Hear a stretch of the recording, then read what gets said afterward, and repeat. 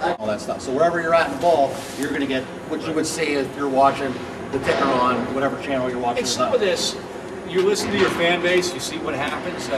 Jersey opened an arena a couple of years before ours. It's very nice. It's the same people who did it. But there are things that we're both doing differently because of our different marketplaces and our different fan bases. So some of this, you do that kind of research too. You're not going to be, some of you have to make some guesses, but we're building an arena for Pittsburgh. You know, there's an element of Minnesota here, an element of Phoenix here, an element of Columbus here, maybe an element of Jersey, but overall it's a Pittsburgh design. So sometimes there's also a lot of comparing to other arenas, but you build it for your own city, and as I said earlier, in your own footprint. You know, this isn't a vast open area, it's in an urban area in a hillside, so some of the space is because this is the space that we have.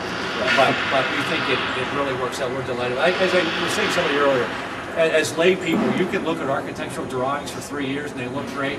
It's completely different when you're in the building, and you're a little nervous the first time you come in the building because you do this once in your lifetime. You don't. It's not like we did it before. We'll do it again. This is the highest seat. Yeah. Right. I think we're very happy. Yeah, this can you give us a slight? Because I'm at the highest seat right now, and I'm looking down and I see this railing coming across, and then looking down onto the floor. Where would the rink be? Because I see this railing, and you see where those guys are standing. Yeah. I wouldn't want that to be the rink. Is the rink more? Yeah. Where the pylons are. Okay. That's basically going to be your dashboards. Okay. So you're not obstructed to see it. Oh yeah, you're not. The whole way down. Yeah. So that retractable comes. The reason this is, that they have that plywood or whatever it is down there is that's kind of a close rough-in of where the actual ice surface will be. But the retractables come all the way out to that, and then you have a little spacing. Then you have the dasher. So no, from here, from this last row, you will be looking at ice. This isn't a bad seat at all. Yeah, this is, that's cool. Definitely. So, and I think most importantly, you're not really back. No, exactly. You know what I mean? A lot of places that were built, you're back here, and that makes you feel part of it. The concept here was to not have that happen. Yeah, right. But 18,000 seats in a building, the glass road's going to be hot. I almost look around and you can see the back of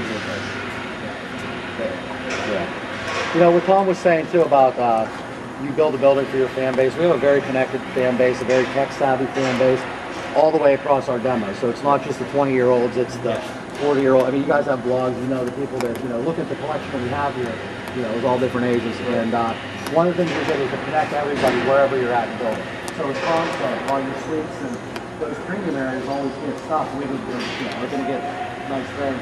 You're not left out anywhere else. And that's why there's so many TVs around. There's so many great views. But from how we, in some buildings you have to go to the restroom. Hopefully the goal was scored. Here it's like that TV commercial where the guy's watching the soccer game and he goes through his house and every room there's a TV and he opens the kitchen cabinet and there's a little one in there. I'm not exaggerating. We thought of all that stuff as somebody would walk through. This is an area that I'm pretty excited about. This is actually a studio for us. As you know, we do a lot of stuff. I mean, you've been in our office. Do it in the hallways. Do it in the hallways. This is our studio here. If you guys take a look out at this press row, we have connectivity all over the building here. So they how to put this. This is building your control room facility is a really big part of what you do because we kind of have to live through this for the next 10 years at a minimum because it's such a big investment. And when we built this, we wanted to stay aggressive with all the media things we do.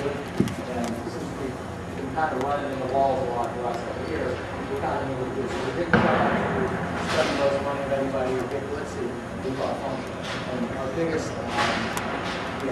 we could pretty much operate as a TV station out here if we wanted without breaking the budget. We just did it smart, and we looked at different ways. So this is a studio. We do the pregame show we run in the arena with Bob Grove and Rob Rossi and sometimes Sam. The space we're doing it in now is actually our office space. And we just kind of move some stuff out of the way and do it there. This stuff we'll be able to do here. We wanted to be able to bring some of the press row people in to interview them. Kind of get a sports center, sports desk feel throughout the night. And because we're here on press row, we're going to be able to do this from here. So it's just a big studio. There's nothing much more to talk about. But we're going to, hit down the price. Just an example for convenience, the extent we have something even close to this in Mellow, which we don't, it's on the opposite side of the arena from the press box too. So just that being next to each other creates a lot of. Yeah, a lot of sense. I mean, we could really, you know, it's just, things you don't think of is, when Bob Grove does his pregame radio show, Bob wants a guest. His guest is up on Press Road. They have to come all the way down and get there and then make it back up in time. Here, they're all. That might be a big-time media member, it might be a visiting broadcaster, it might be an NHL scout from another team, it might be a scout who's a former Penguin. It's all sorts of those things that fans like to see that they're in the building. We just don't have a chance to take advantage of them. And here we can do that, so. And, yeah, so that's it. We're going to start this walk here. Not a lot to see on Press Row, and this is, you know, we're going to show you the control room, and then I'll hand off the phone and finish up.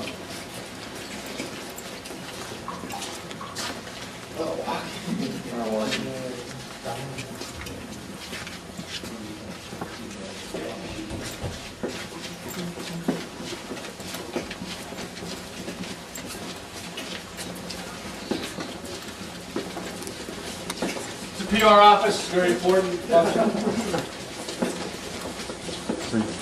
You craft your lies. What's that? That's where he crafts his lies.